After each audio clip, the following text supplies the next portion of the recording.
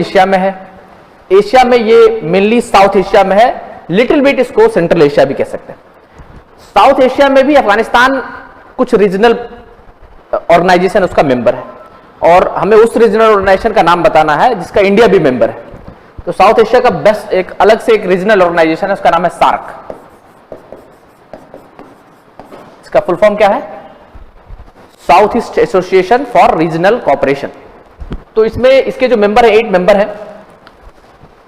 सबसे पहले Afghanistan, Pakistan, India, Nepal, Bhutan, Sri Lanka and one this is Maldives. ये जो कंट्री हैं ये मेंबर हैं आपके सार्क के। और अफगानिस्तान जो है वो भी इटसेल्फ साउथ एशिया के रीजनल मेंबर में सार्क का मेंबर है।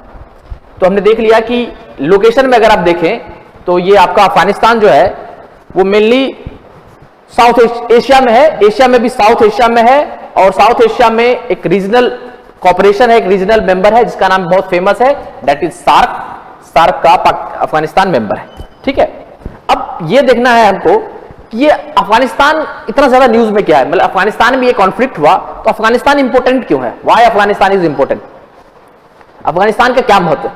अगर आप देखें इंडिया का, वर्ल्ड का ये मैप है, इस मैप में अगर आप देखें तो ये है आपका अरेबियन सी,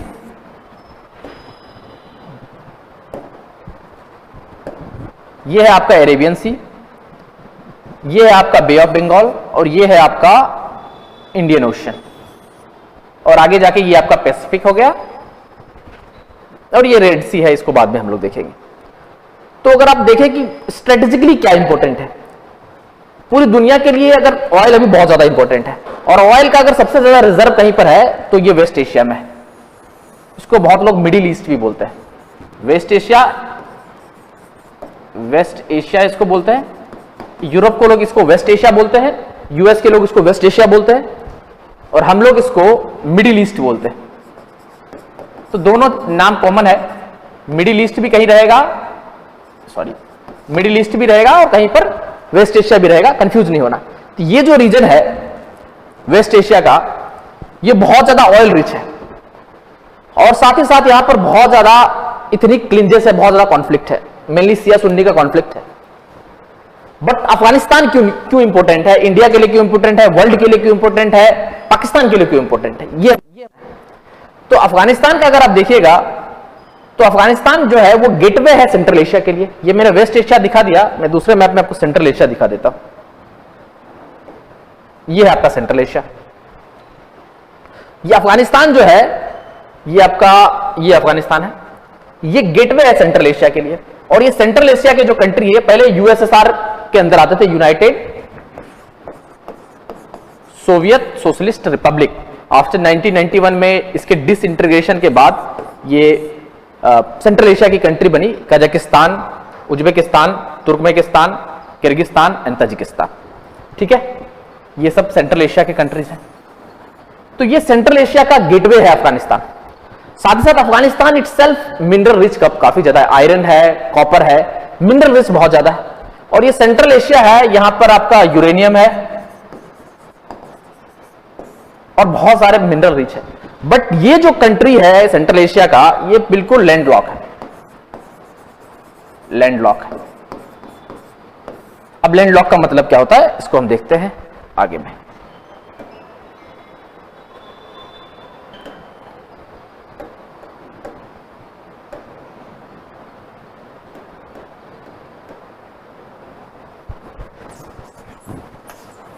इसको मैं लैंडलॉक का मतलब देखते हैं हम लोग क्या है।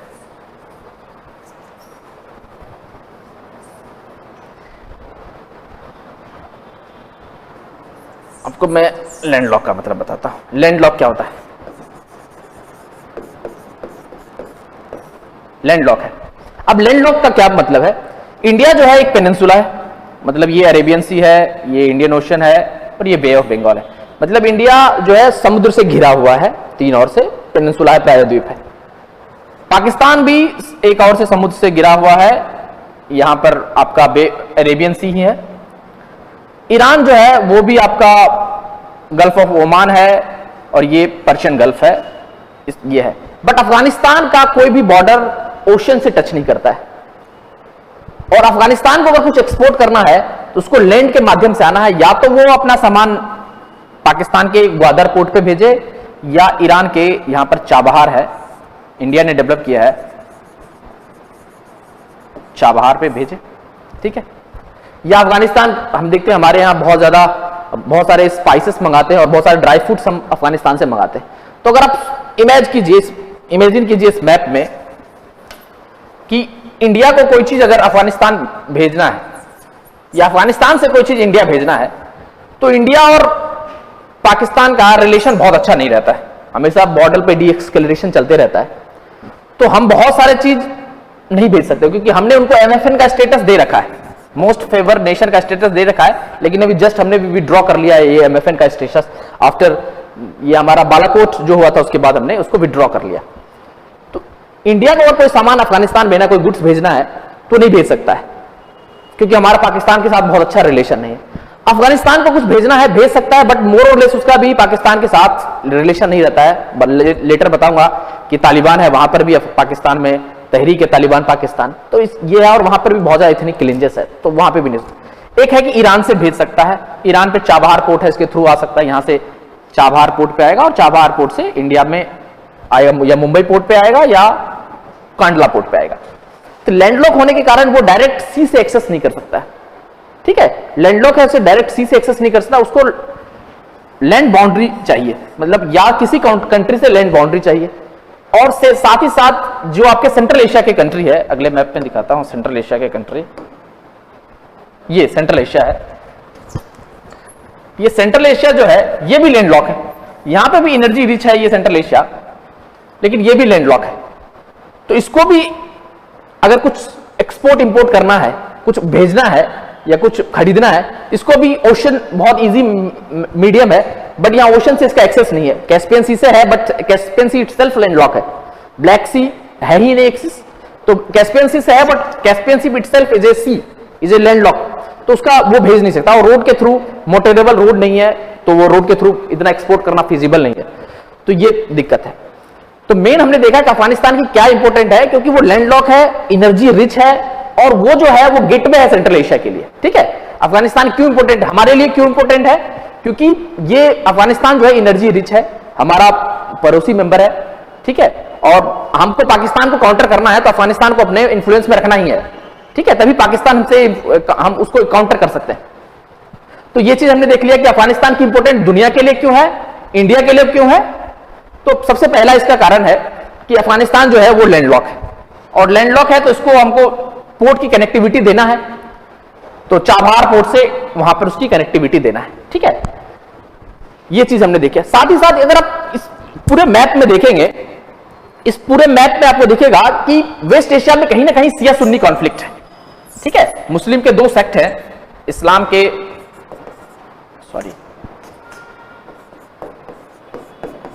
इस्लाम के स्पेलिंग गलत, इस्लाम जो इसके दो सेक्ट हैं, एक है शिया और एक है सुन्नी। मेजोरिटी सुन्नी है, ज्यादातर मेजोरिटी जो है वर्ल्ड में वो सुन्नी है, इंडिया में भी सुन्नी मुस्लिम है, और शिया है वो थोड़ा माइनॉरिटी में है। अब कंट्री बता देता हूं मैं कौन सा। इस शिया सुन्नी के ऊपर कभी अलग वीडियो करेंगे हम लोग कि क्या है ये शिया सुन्नी का कॉन्फ्लिक्ट, ये इस्लामिक कंट्री को किस तरह से प्रभावित करता है, इसको हम देखेंगे। अभी आप देखिए कि वेस्ट एशिया का सबसे बड़ा एम्पायर कौन सा, ये सऊदी अरेबिया सबसे बड़ा एम्पायर, और दूसरा है ये ईरान है, और ये सऊदी अरेबिया है। ये दोनों वेस्ट एशिया का सबसे बड़ा एम्पायर है। ये जो है ईरान, ये शिया है, और सऊदी अरेबिया जो है सुन्नी है। दोनों ऑयल एक्सपोर्ट करता है, दोनों ऑयल एक्सपोर्ट करता है अलग अलग कंट्री को। अब दोनों में होड़ मची रहती है कि कौन कितना ज्यादा करे ऑयल एक्सपोर्ट, उससे उनसे उनका रेवेन्यू जनरेट होगा, तो उसके कारण ये बहुत बड़ा कॉन्फ्लिक्ट का रीजन है। साथ ही साथ अगर कोई कंट्री ईरान में ज्यादा इन्वेस्ट करता है तो उसको सऊदी अरेबिया उससे ज्यादा हेट्रेट हो जाता है, और कब सऊदी में होता है तो ईरान से, ये स्वाभाविक सी बात है। तो ये एक बहुत बड़ा रीजन है वर्ल्ड की जियो इकोनॉमिक कंडीशन के लिए कि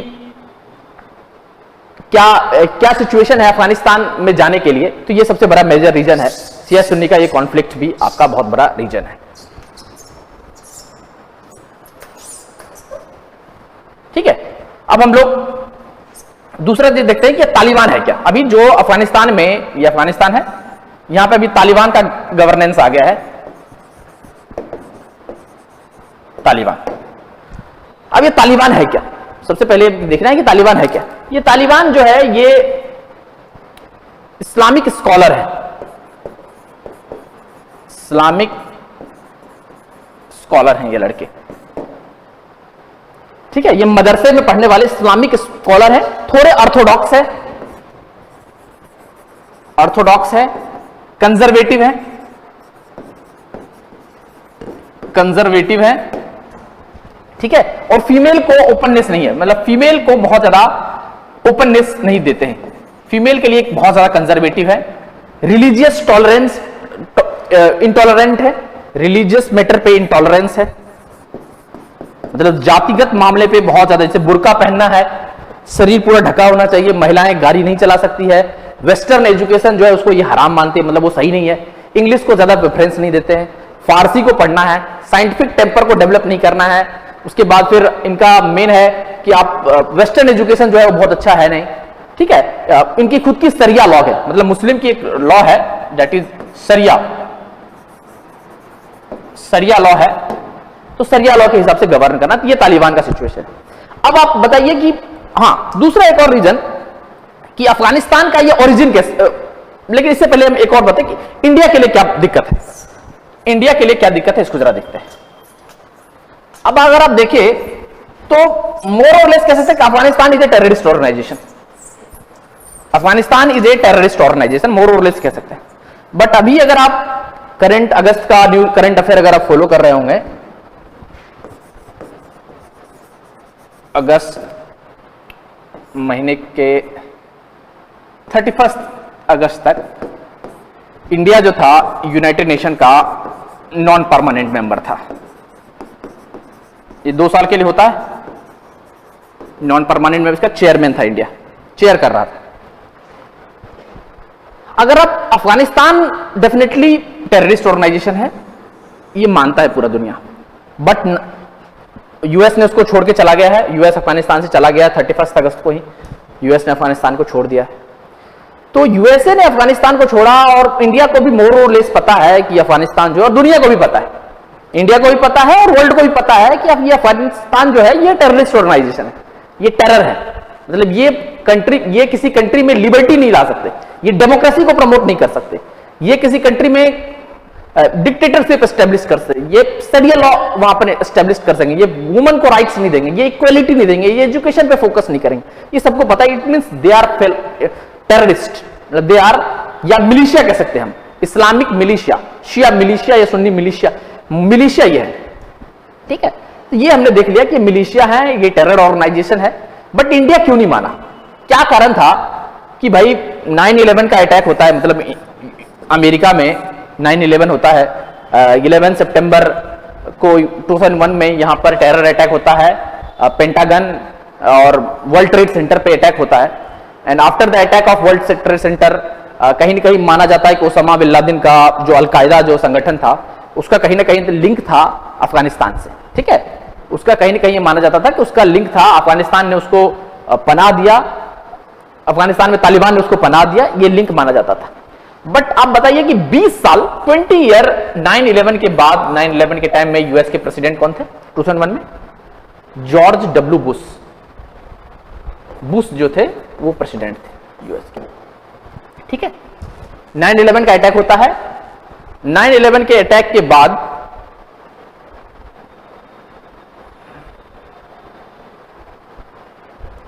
जी 9/11 के अटैक के बाद वॉर ऑन टेरर स्टार्ट होता है, war on terror, war on terror कि अमेरिका के जो प्रेसिडेंट थे बुश साहब, वो एक सेंटेंस वहां बोलते हैं कि either you are with us or against अस, या तो आप मेरे साथ हैं या मेरे अगेंस्ट हैं। मतलब दुनिया की सबसे बड़ी डेमोक्रेसी, जो दुनिया की सबसे पुरानी डेमोक्रेसी है वो है यूएस, और दुनिया की जो सबसे बड़ी डेमोक्रेसी है वो इंडिया है। तो सबसे पुरानी डेमोक्रेसी के ऊपर ये अटैक हुआ था।